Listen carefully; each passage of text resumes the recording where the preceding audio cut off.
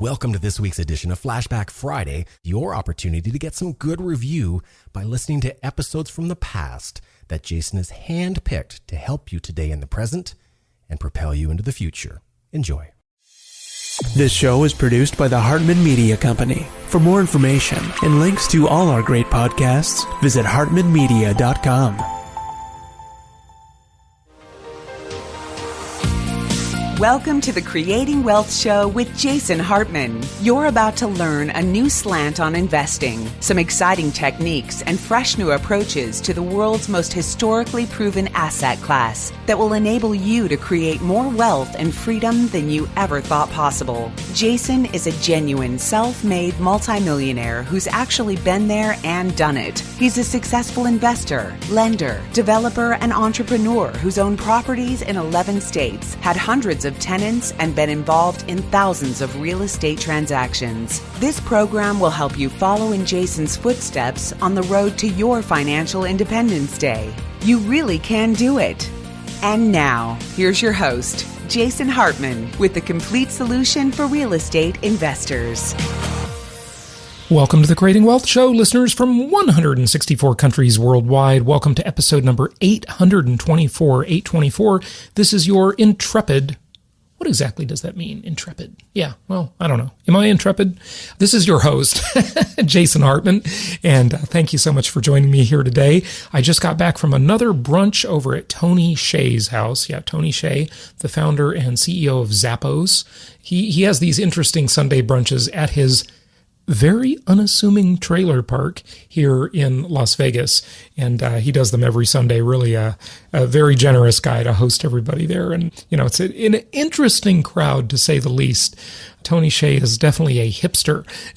So going to his brunches, it's probably not what you would expect from a billionaire. And he is likely the most popular man in Las Vegas. He's redeveloping the whole downtown and really doing some phenomenal stuff. So I just love it. And you may have read his book, Delivering Happiness, or, you know, heard about all the corporate folklore about Zappos and what amazing customer service they have and so forth. And then he sold the company to Amazon, you know, did incredibly well. And then he's using his money to do all kinds of cool things in the city and other stuff as well. So that's the one thing I want to say. I just want to remind you of that. You know, when I was in Peru a couple of years ago, I remember I did a show from there, or at least an intro from there. And maybe you'll catch this on a Flashback Friday episode, or you already caught it and you remember what I said there.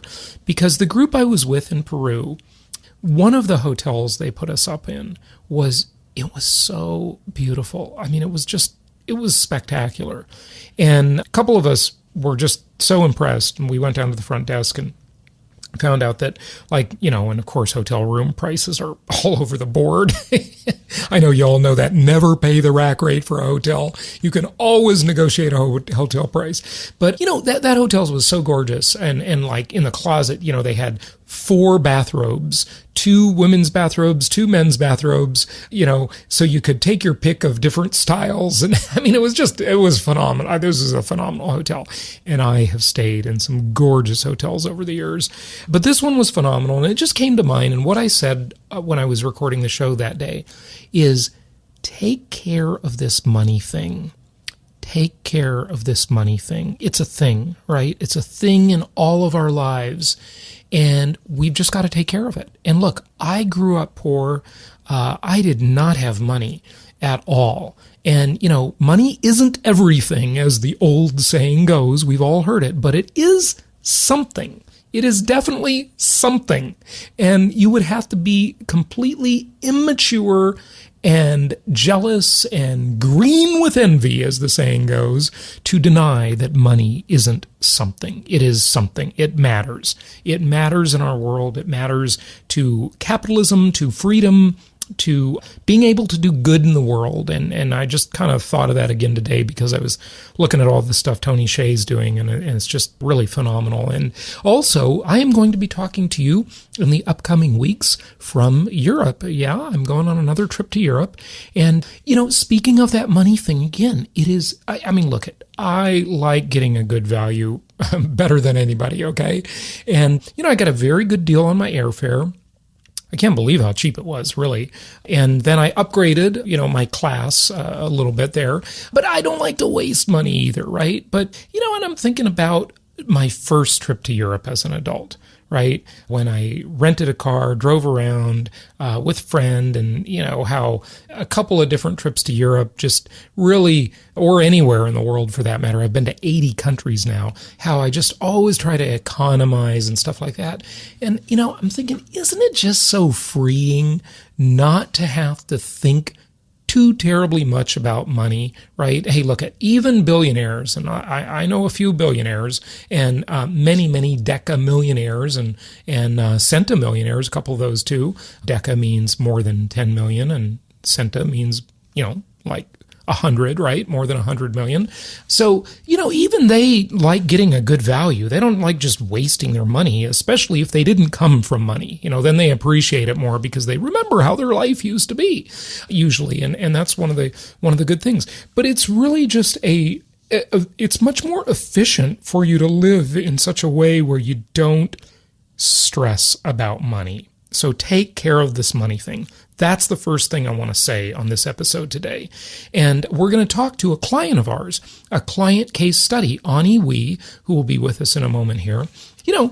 Her story's interesting. A single mom really did some phenomenal things in real estate. She talked to me the other day and just went on and on about how, listening to this one specific podcast episode of mine changed her entire life. Changed her entire life listening to that one episode. Now, what could change your entire life? What do you want to do in your life that could completely change it? I would urge you, just get to that breakthrough point. I mean, for example, if you're listening to the show and you're thinking, well, I'm on the periphery, right? I bought a couple of properties, but I'm not like really doing it, right? I'm not really building a big portfolio. And maybe that's what you want to do. Hopefully it is, because income property is the most historically proven asset class in the world, right? It is. And that's what we teach you about here. A little bit of business and life success stuff as well on the Creating Wealth Show, but it's mostly about income property investing, of course. It's the most historically proven asset class in the entire world. So what do you need to do to get more immersed in that whole thing? Immersion, get immersed in it. Well, one of the things you could certainly do as a shameless self-promoter, I will say, is join the Venture Alliance Mastermind. That will get you more immersed because you'll be hanging out with some friends that are really going after it. They're going after life in general, but certainly after building good real estate portfolios. Come to our live events. When we have live events, come to them. Come to all of them. And by the way, if you're a Venture Alliance member, those are included with your membership. But that's a really important thing. Get yourself more immersed. Welcome to this week's edition of Flashback Friday, your opportunity to get some good review by listening to episodes from the past that Jason has handpicked to help you today in the present and propel you into the future. Enjoy. That is a key thing in life, immersion. Be immersed in the thing you want to do more and more. Very, very important. Now, I want to talk to you about cap rate. No, for this episode, for the first time, I'm going to call it crap rate. And it's not the rate of how much crap you're willing to tolerate or anything like that. I'm calling it crap rate because I see some clients making a big mistake focusing on the crap rate for a property, the capitalization rate, cap rate, capitalization rate. Obviously, I'm kidding, right? I'm making that word up, crap rate. But why shouldn't you focus on the cap rate? Why is it, we have never promoted this metric that is commonly used in commercial real estate where they are used to making a lower return on investment for many reasons we've discussed on many prior episodes. In commercial real estate, they're used to using cap rate. And why is it the thing in commercial real estate? Well, in commercial real estate, it's much harder if you're buying a big building, a big office building, or hopefully not a big retail center, as the retail apocalypse is in full swing, as I predicted it would be 20 years ago, more than 20 years ago. I remember going to a presentation at the Pacific Club, a swanky private club in Newport Beach, California. I used to be a junior member there. I remember hearing a presentation from some retail brokers who were talking about commercial real estate, and I said, hey, this internet thing, I think it's going to turn into something. I said this 20 years ago.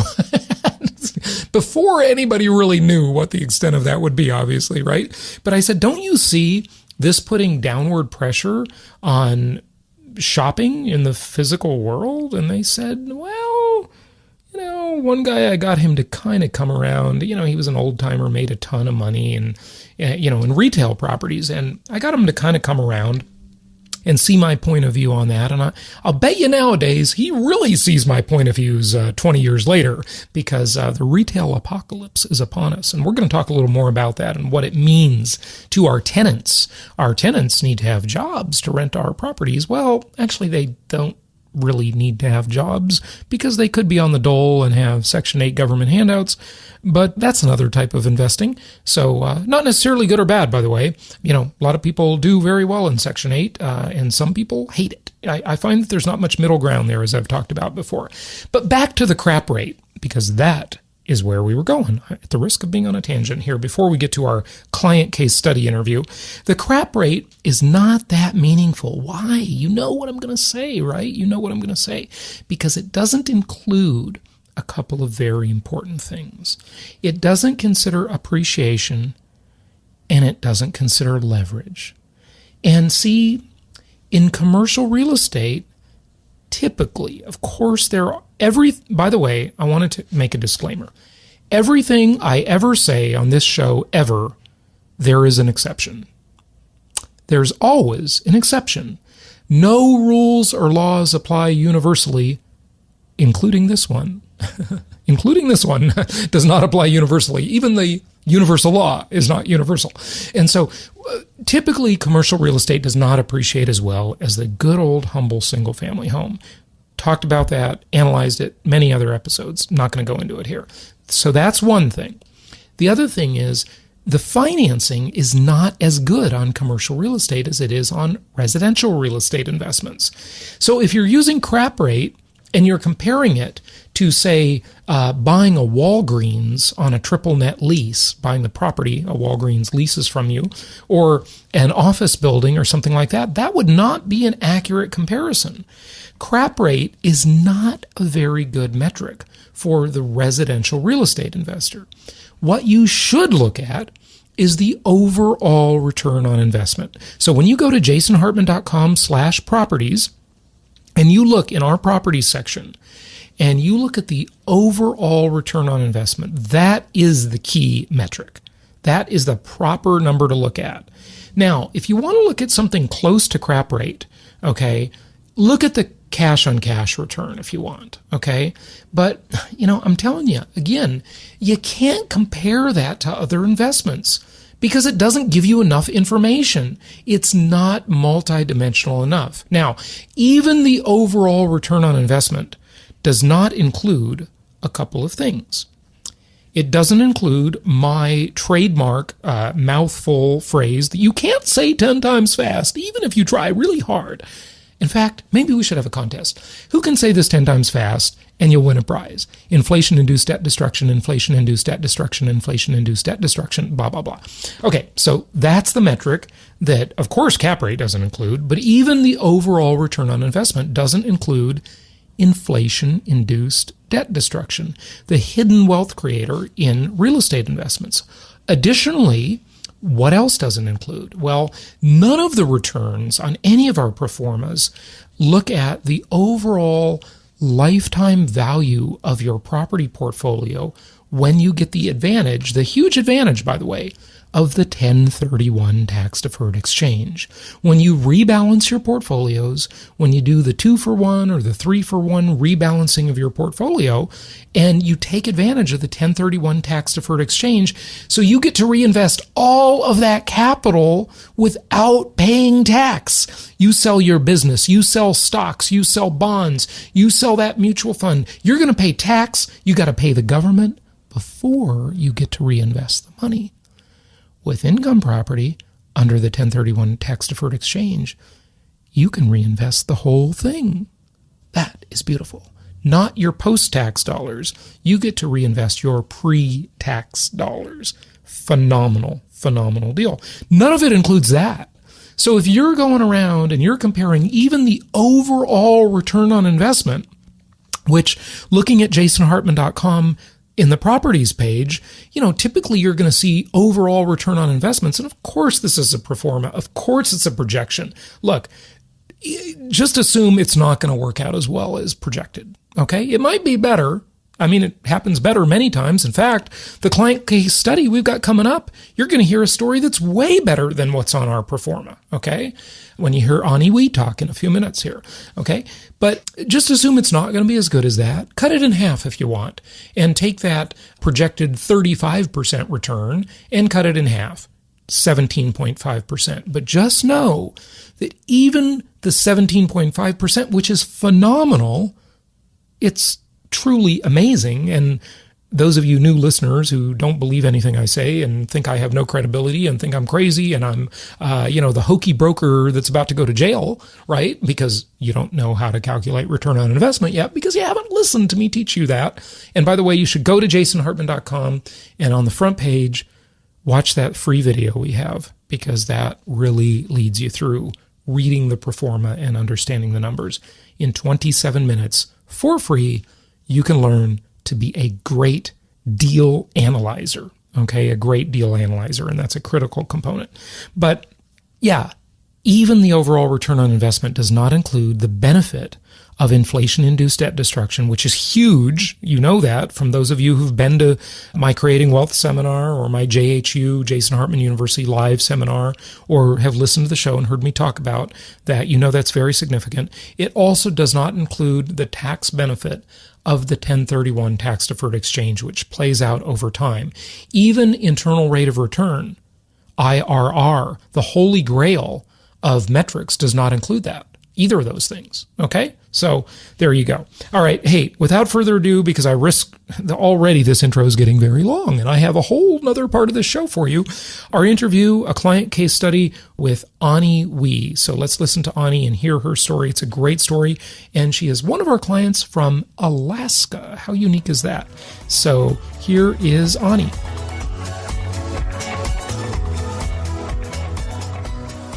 Hey, it's my pleasure to welcome another client back to the show, and this will be a client case study with a listener and now client from Anchorage, Alaska, of all places. We don't have that many listeners in Alaska, but it's always great to have one, and I have been to Anchorage and Fairbanks before, and through the Yukon Territory as well, up in Alaska and Canada a long time ago. It's very beautiful up there, and our client is Ani Wee, and Ani, welcome. How are you? I'm doing very well. Thank you, Jason. Yeah, well, it's good to have you on. And I just loved it when one of our investment counselors introduced me to you the other day.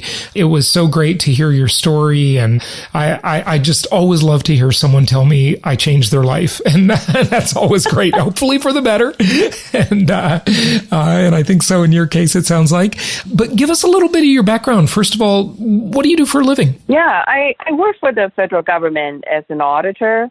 And that's, most people it's basically accounting work, pretty much all the reconciliation of schedules and doing audit. So I've been with them for close to 10 years now, and I'm pretty happy there.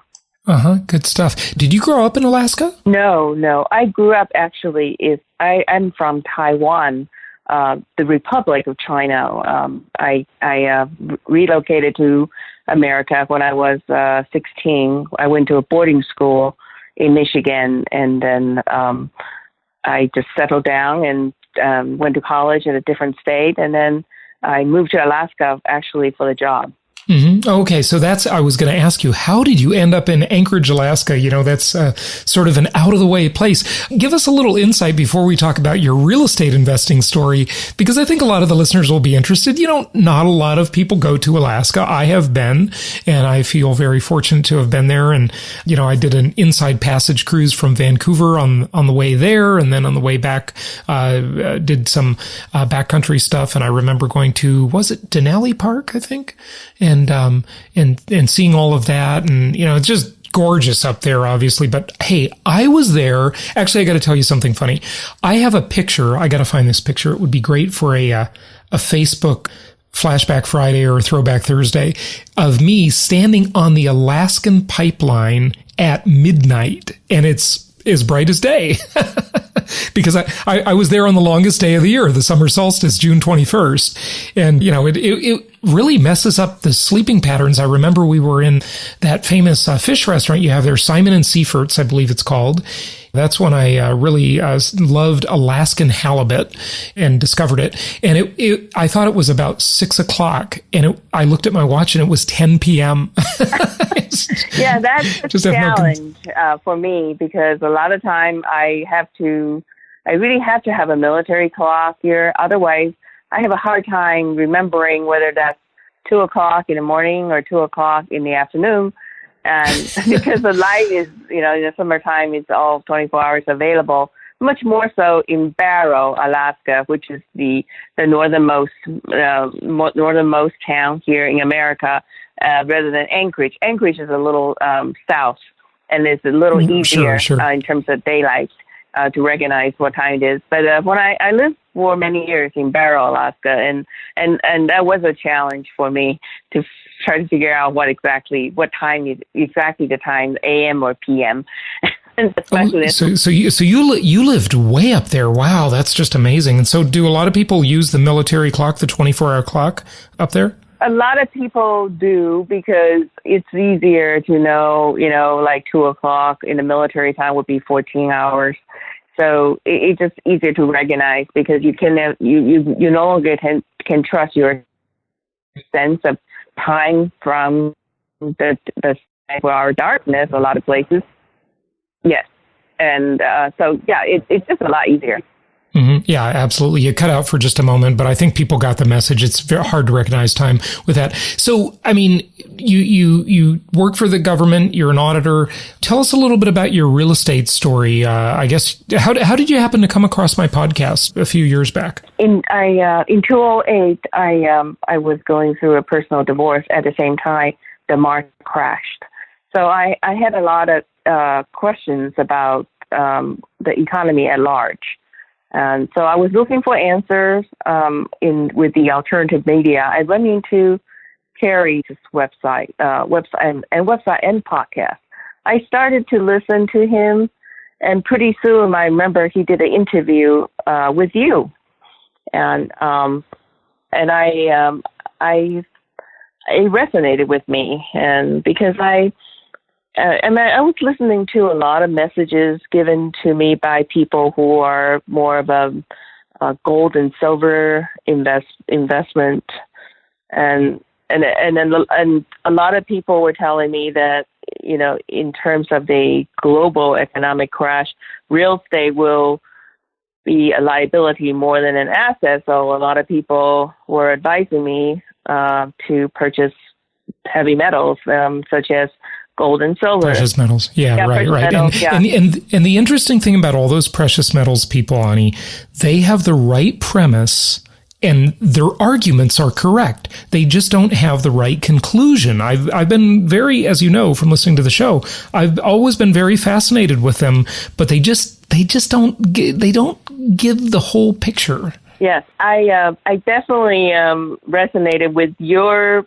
idea that about precious metals. I use precious metal more as an insurance policy versus an investment strategy. And before I ran into your podcast, I was just buying real estate. I started the real estate investing actually because of the book Rich Dad, Poor Dad by Mr. Kiyosaki. But then I didn't really know what I was doing, so I would buy it. I would, like say when my neighbor died of breast cancer, I bought her condo, which is just right next to mine. I live in a multiplex.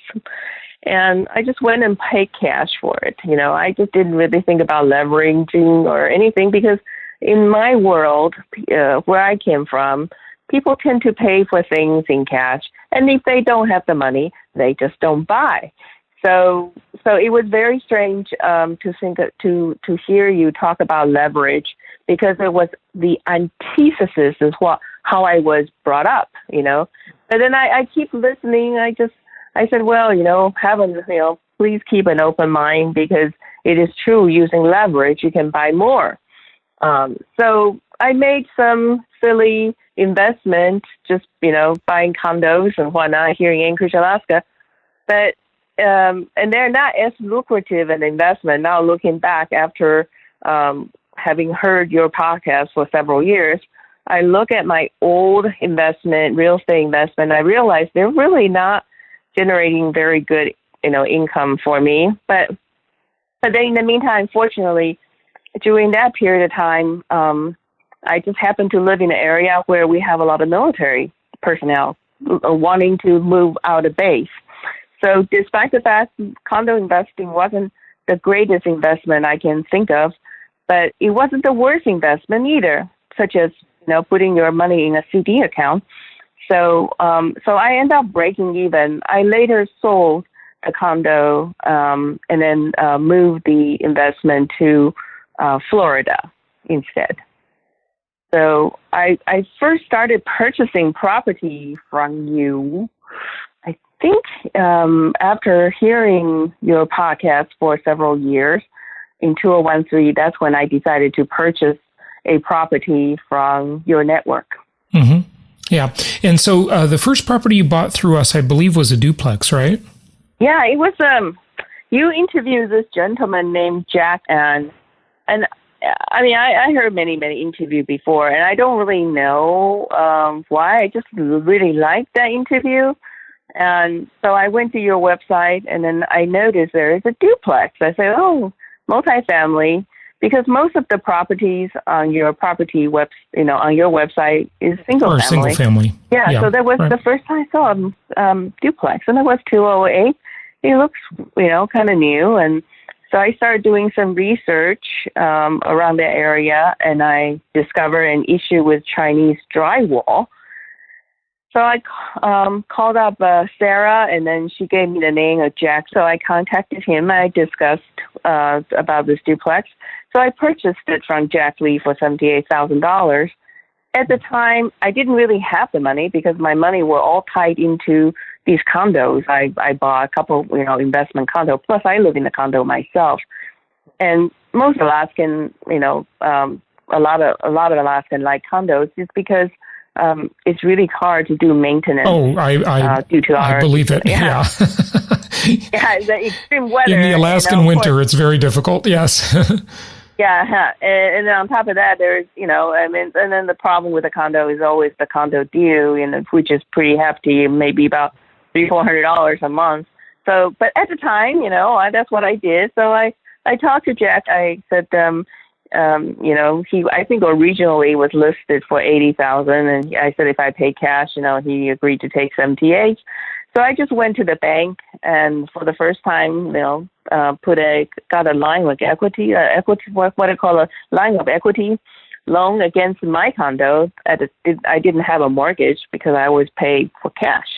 So I just got a low interest loan and paid Jack and bought the duplex from him. Now that one just about doubled in value, right? You did a cash out refi, I believe, on that? Yeah. Well, I continued listening to your podcast afterwards, and then Jack's secretary Lori managed the condo until Jack decided to retire. So I bought it in somewhere in April 2013. I just recently, maybe around like January of this year, I did a cash out refi for it was appraised at $150,000.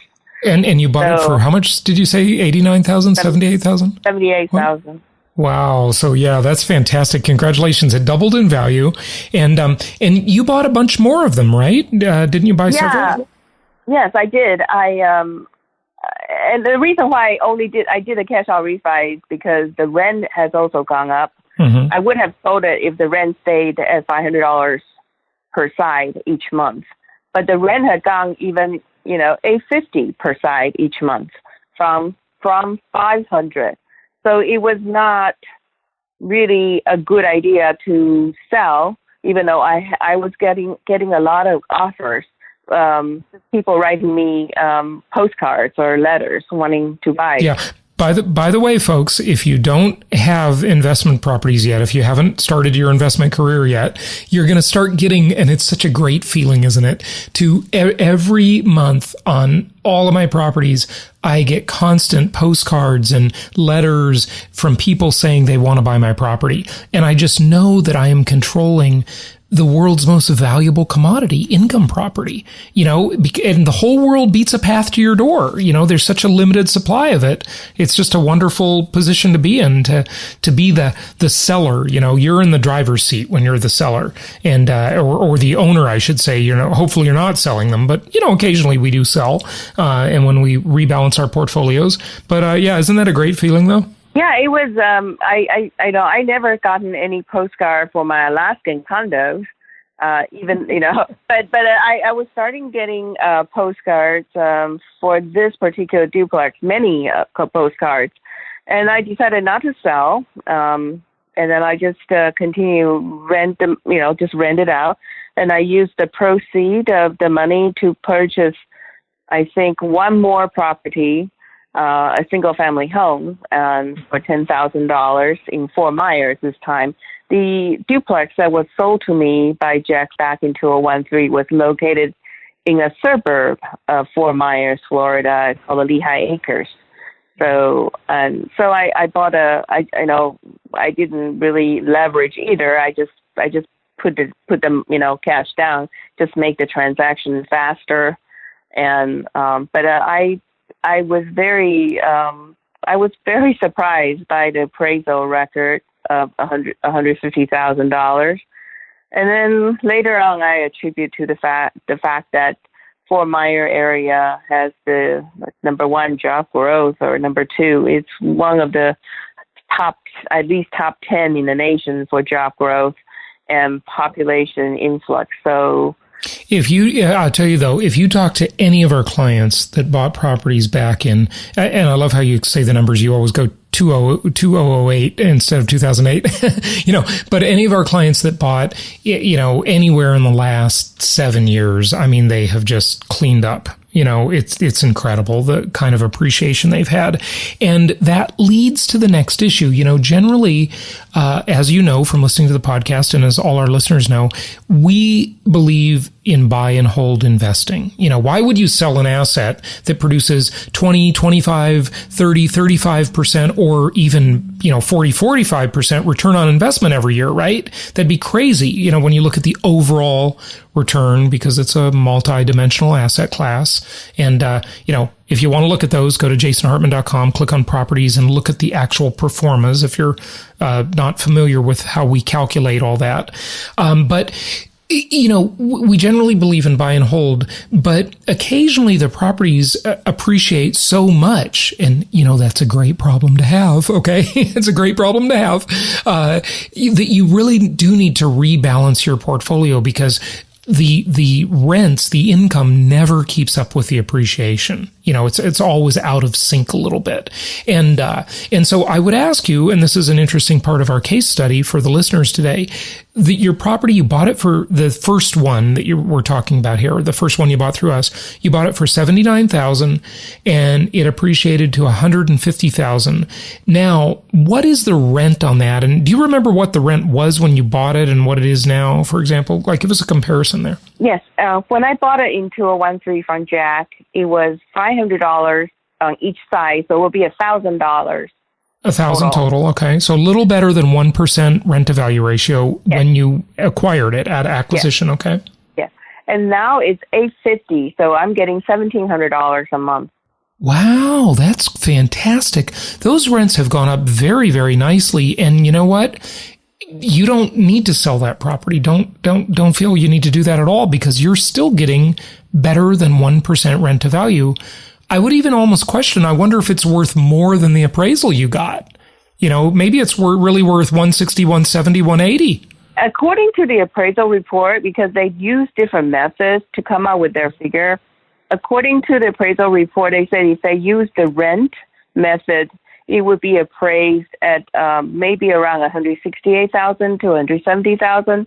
But then the appraiser decided to use a more conservative cost approach or some other approach, and then he came out with $150,000. But yes, if you look at it's on a 1/4 acre lot. It has a septic and a well. Probably not exactly. If I had known it has a septic and well, and sometimes it does involve more work when you are responsible. You wouldn't have favored that. Yeah, that's not ideal, by the way. Yeah, not ideal, but it was better than buying. But a lot of properties have it, so yeah. Yeah, so I bought it, and I have a little repair, with the wells and the septic tank, but it's nothing big, nothing major happened. I think I had to change a well pump one time. But I think that the area has a lot of potential, and I got a lot of yellow postcards during the years. The yellow postcard, the famous yellow postcard. Please sell your house to us. yes, and I think that the people who are true investors knew the intrinsic value of the duplex because of economic development in that area, and demographic studies, like Mr. Dent has done, also indicated that a lot of Harry Dent, really like to move to a warmer climate, and Florida is considered a very desirable area. And I think Fort Myers, Cape Coral, Lehigh Acres happen to be without any major industry in the sense pollution control. There's really no pollution. There's no heavy industry. The area is, enjoys sunny weather, which is almost like the opposite of Alaska. A lot of sun. Well, it's the polar opposite of Alaska almost. Pardon the pun. Yeah. So I guess just to attract that baby boomer population, I guess 10,000 people reach their 65th birthdays every day now, and just more and more people moving in. It's amazing. Yeah. It's amazing for sure.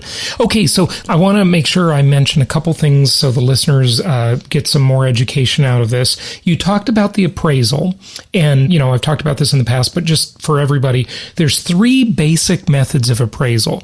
There's the comparison approach, which applies to condos and single-family homes mostly. There is the income approach, and you talked about how the appraiser did the income approach and wanted to appraise it basically for more money, but then he got more conservative on you, and he did the cost approach. So 3 basic approaches: comparison, income approach, and replacement cost approach. Okay, just so the listeners know that, because I didn't want to gloss over that. It was an important point. Yeah, that was, and I think because the lender wants the most conservative approach, so that's why he chose. And so basically how it works is that one side of the duplex, one tenant pays the mortgage, the property tax, and the insurance. And the other side is pretty much pure cash flow unless I have repair-related issue, such as replacing washer and dryer or issues with the garbage disposal. But it's I'm not self-managing it. I have a property manager, and my property manager's name is Kevin. And I find him extremely reasonable. Because I learned from your podcast, to scrutinize the property management agreement. What I have found is that Kevin is also a real estate investor. He's not just a property manager. He's not just a realtor. He's also an investor. So he has experience in all 3 areas.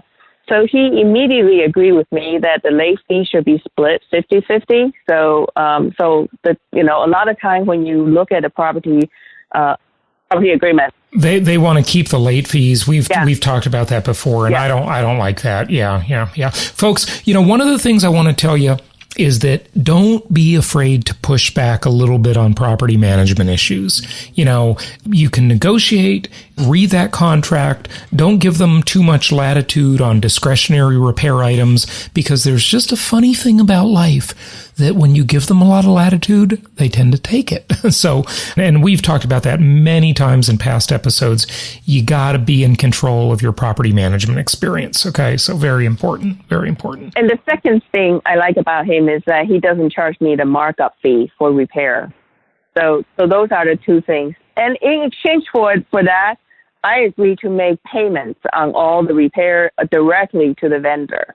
So save him a little bit of paperwork. And that also gives me some level of control if and I can contact the vendors directly. So if it's an expensive repair, ask for more quotes and call them a quote, not an estimate, in your emails and your discussions. Granted, it may not come out exactly that way, but calling it a quote will help you in case you need to argue with them later. But Ani, I want to ask you, how many units do you have now total in your portfolio? Well, because I was so happy with my duplex investment in Lehigh Acre, I later on purchased 4 more. So I have a total of 5 duplexes. I also so that's 10. Yeah, 10. And then I also own 2 single-family homes in the area where Kevin managed. Where Kevin managed. So 12 properties, and then you own your own condo and the one next door to you, right? I sold the one next to me, but what I did is I bought another one from your network in Jackson, Mississippi, from a gentleman named Brad. And I heard your interview with Brad, so I decided that's an interesting opposite strategy because he is I consider him more of a specialist for Section 8 housing, and at times, so it was a $50,000 investment in a single-family home in Jackson, Mississippi, and it produces $725 a month on rent. And I know that when I purchased that property, I knew the appreciation of in Jackson, Mississippi, would not be as high as in Lehigh Acre or Fort Myers. It's pretty much just a cash flow. That's a much more linear cash flow oriented market. I agree. Yeah, absolutely. Absolutely. Good stuff. Well, what are your plans next, Ani? You've got, I guess, that sounds like it's about 15 units now total, right? Well, yeah, I have one. I have 2 more single family homes in Arizona that I purchased prior to becoming a podcast listener, and those were purchased in 2011 and 2012. Oh, you did good on those too. We were back in the Arizona market then for a little while. It got too expensive, so we stopped recommending it. But in Phoenix, that's a sort of a hybrid market. So it gets a little expensive at times, and then we'll stop recommending it. And, throughout the cycles, we'll go back in and recommend it for a time. And, if you're there and you have properties, just keep them. I mean, you're stabilized. You've got hopefully a good tenant and so forth. Yeah, good tenants and different property manager. And then on top of that, I had really cheap debt at the time because when I was in 2011 and 2012, the interest rate were $375 for 30-year mortgage. 3.75. Yeah. And then now the ones that I purchased in Lehigh and the rest of the Southwest Florida, that was 4.75. So the debt in Arizona at the time was considerably cheaper. So I have been talking to Sarah about at some point I would need to do a 1031 exchange because the rent in the area didn't keep up. Unlike Florida, the rent in this little Arizona town that I purchased real estate, it gone up, but it didn't go up as high as the rent situation in Florida. But this Florida situation is kind of abnormal because that's the Fort Myers has a number 1 rent increase in 2014 and 2015 out of the whole entire nation. So while my Arizona rent also increased from the time when I purchased it, I think at the time when I purchased it in 2011, I was only getting maybe about $750, but now I'm getting $1,150 currently. So it has gone up, but then the property itself has even gone higher The rents will never keep up with a hybrid, or definitely not a cyclical appreciation market. You're always behind on the rent. And rents, they lag because they're 1-year leases, because the comps aren't good for rental values. It just doesn't, it's a much more fragmented market. There's just not an exchange of data.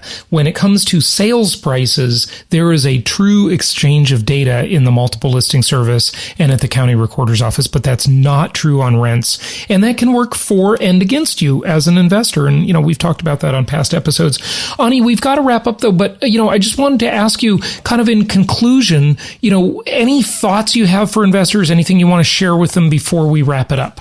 I think it's important to make up your mind, buy real estate first and wait. Don't wait to buy real estate. I think it's important.